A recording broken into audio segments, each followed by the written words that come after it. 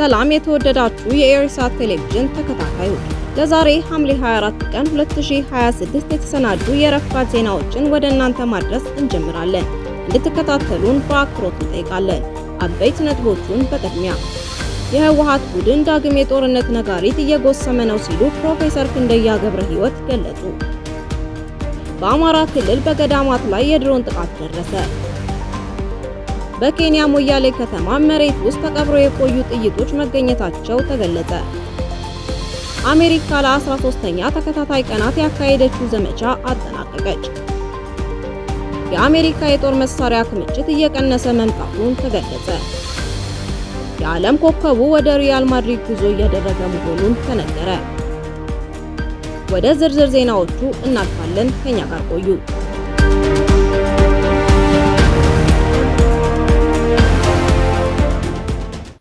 የህወሓት ቡድን ዳግም የጦርነት ነጋሪት እየጎሰመ ነው ሲሉ ፕሮፌሰር ክንደያ ገብረ ሕይወት ገለጹ።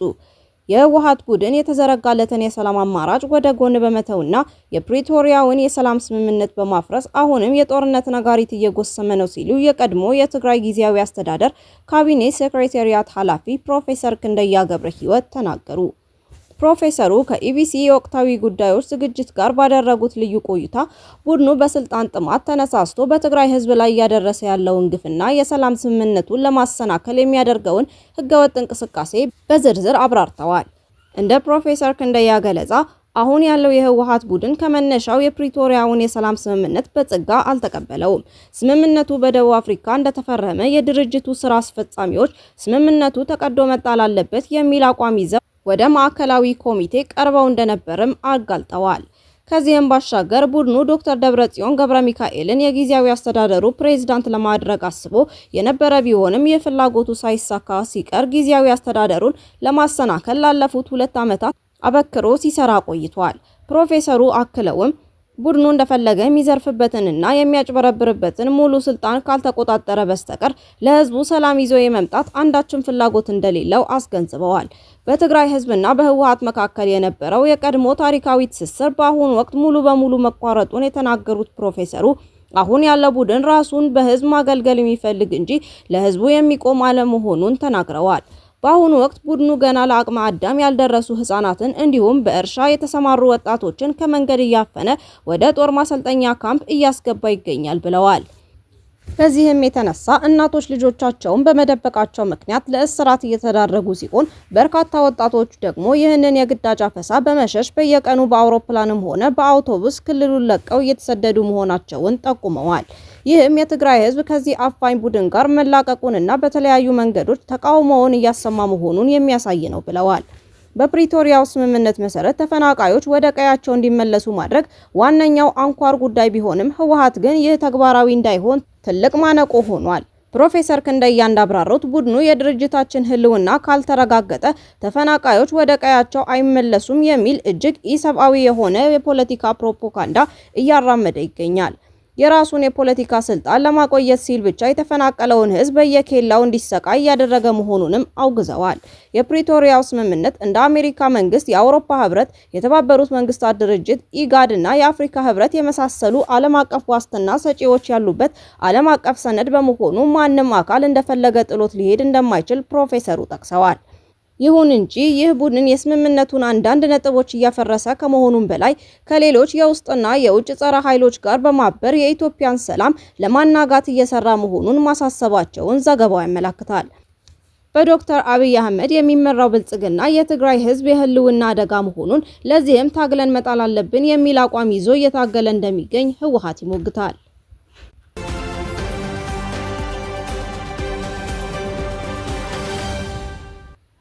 በአማራ ክልል በገዳማት ላይ የድሮን ጥቃት ደረሰ።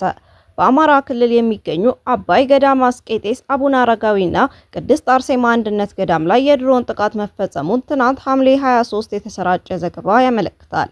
በአማራ ክልል ደቡብ ወሎ ዞን ቦረና ወረዳ በሚገኘው አባይ ገዳም አስቄጤስ፣ አቡነ አረጋዊና ቅድስት አርሴማ አንድነት ገዳም ላይ ሐምሌ 22 ቀን 2026 ተፈጸመ በተባለ የድሮን ጥቃት የሁለት ሞኖኮሳይት ህይወት ወዲያው ሲያልፍ በ11 ሞኖኮሳይት ላይ ደግሞ ቀላልና ከባድ አካል ጉዳት መድረሱን የገዳሙ አበምኔትና የወረዳው ቤተ ክህነት ኃላፊ ገለጹ። የድሮን ጥቃቱን በተመለከተ ከመንግስት በኩል እስካሁን የተባለ ነገር እንደሌለ መረጃዎች ያሳያሉ። ኢትዮጵያ ላለፉት 8 ዓመታት በእርስ በእርስ ጦርነት መቆየቷን ተከትሎ የድሮን ጥቃት ሰለባ የሆኑ ቦታዎች እየጨመረ መምጣቱን መረጃዎች ያሳያሉ።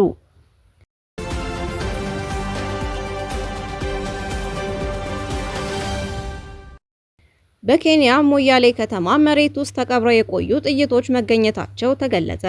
በኬንያ ማርሳቢት ካውንቲ ሞያሌ ከተማ ውስጥ ለአንድ መኖሪያ ቤት መሰረት ሲቆፈር ከጣሊያን የኢትዮጵያ ወረራ እንደ አውሮፓውያን አቆጣጠር ከ1935 እስከ 1936 ዘመን ጀምሮ መሬት ውስጥ ተቀብረው የቆዩ ከ4000 በላይ ጥይቶች መገኘታቸውን የኬንያ ፖሊስ አስታወቀ። እንደ ፖሊስ መረጃ ጥይቶቹ የተገኙት በሞያሌ ከተማ ሁለተኛ ደረጃ ትምህርት ቤት ፊት ለፊት በሚገኝ ቦታ ላይ ለአንድ ቤት መሰረት የማውጣት ስራ ሲካሄድ ነው።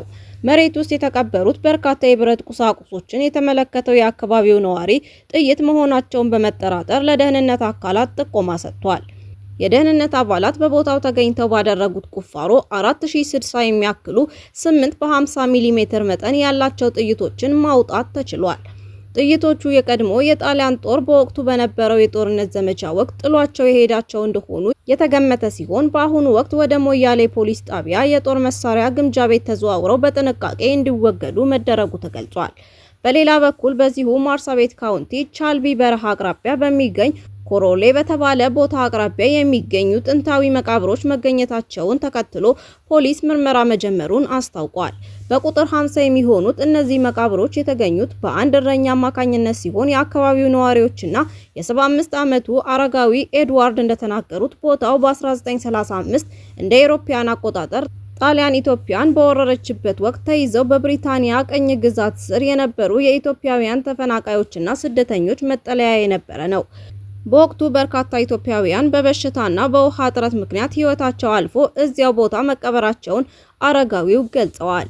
የኬንያ ፖሊስና የአካባቢው አስተዳደር አካላት ቦታውን በመጠበቅ የታሪካዊነቱን መጠንና የመቃብሮቹን ዝርዝር ሁኔታ የሚያጣራ ተጨማሪ ጥናት እያካሄዱ ይገኛሉ።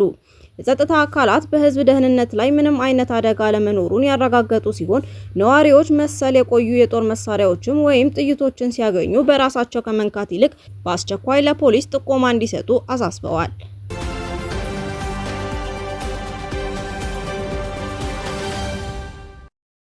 አሜሪካ ለ13ኛ ተከታታይ ቀናት ያካሄደችው ዘመቻ አጠናቀቀች። የአሜሪካ ማዕከላዊ የጦር እዝ በዕለተ ሐሙስ ምሽት በኢራን ላይ ለ2 ሰዓታት ያህል የቆየ የአየር ጥቃት በመፈጸም ለ13ኛ ተከታታይ ምሽት ያካሄደውን ወታደራዊ ዘመቻ ማጠናቀቁን አስታወቀ። ሴንትኮም የጥቃቱን እንቅስቃሴ የሚያሳይ የቪዲዮ ምስል በማህበራዊ ሚዲያ ገጹ ያጋራ ሲሆን በዚህ ዘመቻው የኢራን የድሮን ማዕከላትን፣ የወታደራዊ ማዘዣ ጣቢያዎችንና ሌሎች ስትራቴጂካዊ ቦታዎችን ኢላማ ማድረጉን ገልጿል። የዚህ ተደጋጋሚ ጥቃት ዋነኛ ዓላማ ኢራንና የእስላማዊ አብዮታዊ ዘብ በሆርሙዝ የባህር ወሽመጥ በሚያልፉ የሲቪል መርከቦችና የንግድ እንቅስቃሴዎች ላይ ደቅነውታል ያለውን ስጋት ለመቀነስና ተጠያቂነትን ለማስፈን እንደሆነ ተመልክቷል። በሌላ በኩል የኢራን የመንግስት መገናኛ ብዙሃን በደቡባዊ የኢራን ክፍል በምትገኘው ባንዳር አባስ ከተማ ላይ ወታደራዊ ጥቃቶች መፈጸማቸውን ዘግበዋል።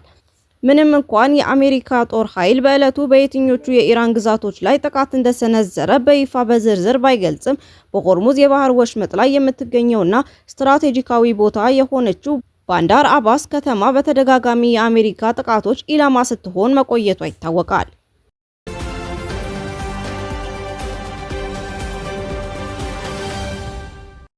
የአሜሪካ የጦር መሳሪያ ክምችት እየቀነሰ መምጣቱን ተገለጸ። አሜሪካ በኢራን ላይ በሚካሄደው ጦርነት በከፍተኛ መጠን መሳሪያዎችን በመጠቀሟ ምክንያት የጦር መሳሪያ ክምችቷ በእጅጉ መቀነሱንና ይህም በሌሎች የዓለም ክፍሎች ለሚነሱ ግጭቶች ተጋላጭ ሊያደርጋት እንደሚችል የቀድሞ የፔንታጎን ባለስልጣን ማርክ ካንሲያን ገለጹ። በአሁኑ ወቅት በዋሽንግተን የሚገኘው የስትራቴጂካዊና ዓለም አቀፍ ጥናቶች ማዕከል ከፍተኛ አማካሪ የሆኑት ካንሲያን ለአልጀዚራ እንደተናገሩት አሜሪካ በኢራን ጦርነት በስፋት የተጠቀመችባቸውንና በምዕራብ ፓሲፊክ አካባቢ ጦርነት ቢነሳ ሊያገለግሉ የሚችሉ 7 አበይት የመሳሪያ አይነቶችን የመረመሩ ሲሆን አሜሪካ ከነዚህ አጠቃላይ ክምችቷ ውስጥ ከ1/3 እስከ ግማሽ የሚሆነውን ተጠቅማ ጨርሳለች። በፔንታጎን የባጀት ስትራቴጂ ላይ ይሰሩ የነበሩት ካንሲያን አክለውም የአሜሪካ የመሳሪያ ክምችት ከኢራን ጦርነት በፊት ወደ ነበረበት ደረጃ ለመመለስ ከ2 እስከ 5 ዓመታት ሊወስድ እንደሚችል አስረድተዋል። ይህ የክምችት ማነስ አሜሪካ በሌሎች አካባቢዎች ለምሳሌ በታይዋን አዲስ ግጭት ከተቀሰቀሰ ለስጋት የሚያጋልጣት የተጋላጭነት ክፍተት የሚፈጠርባት መሆኑ ተጠቅሷል። ጦርነቱ እስካሁን ለአሜሪካ 37.5 ቢሊዮን ዶላር የወጣበት ሲሆን የአሜሪካ የጦርነት ጉዳዮች ሚኒስቴር ፒት ሄግሴዝ ለኢራን ጦርነትና ለአጠቃላይ ወታደራዊ ዝግጁነት ተጨማሪ 70 ቢሊዮን ዶላር እንደሚያስፈልጋቸው በዚህ ሳምንት አስታውቀዋል። በተጨማሪም ካንሲያን አሜሪካ የምትጠቀምባቸው የጦር መሳሪያዎች አይነት እየተቀየረ መሆኑን ገልጸዋል። በዘመናዊ ጦርነት ውስጥ እንደ ባለስቲክ እና ክሩዝ ሚሳኤል ያሉ የላቁ መሳሪያዎችን ከርካሽ ድሮኖች ጋር አጣጥሞ የመጠቀም አሰራር እየሰፋ መምጣቱን ተናግረዋል። ይህ አዲስ የድሮን ክምችት በከፍተኛ ፈንጂ የተጫኑ የባህር ላይ ድሮኖችን የሚያካትት ሲሆን አሜሪካ በኢራን የባህር ጠረፍ ኢላማዎች ላይ ጥቃት ለመሰንዘር በስፋት እየተጠቀመችበት እንደሚገኝ ተገልጿል።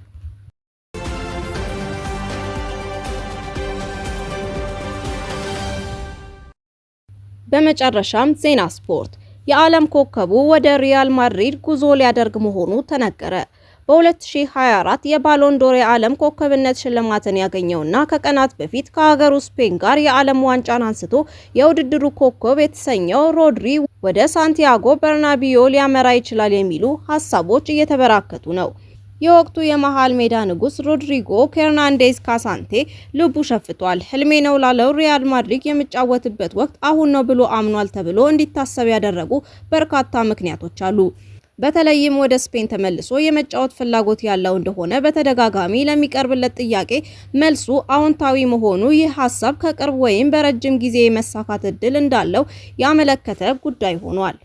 ተጫዋቹ ከማንቸስተር ሲቲ ጋር ያለው ውል ሊጠናቀቅ 1 ዓመት ብቻ ነው የሚቀረው።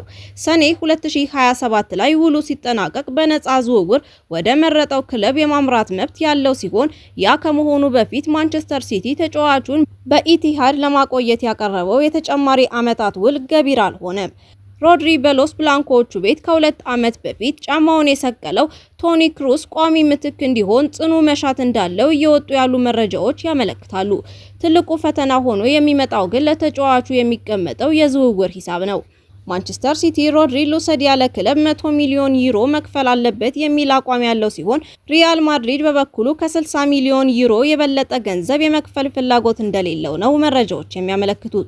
ተጫዋቾች እድሜያቸው 30ዎቹን በተጠጋና በተሻገረ ቁጥር ክለቦች ለተጫዋቾቹ የሚቀመጥ ከፍተኛ የዝውውር ሂሳብ ከፍለው ወደ ክለባቸው ለማምጣት ድፍረት ያጣሉ።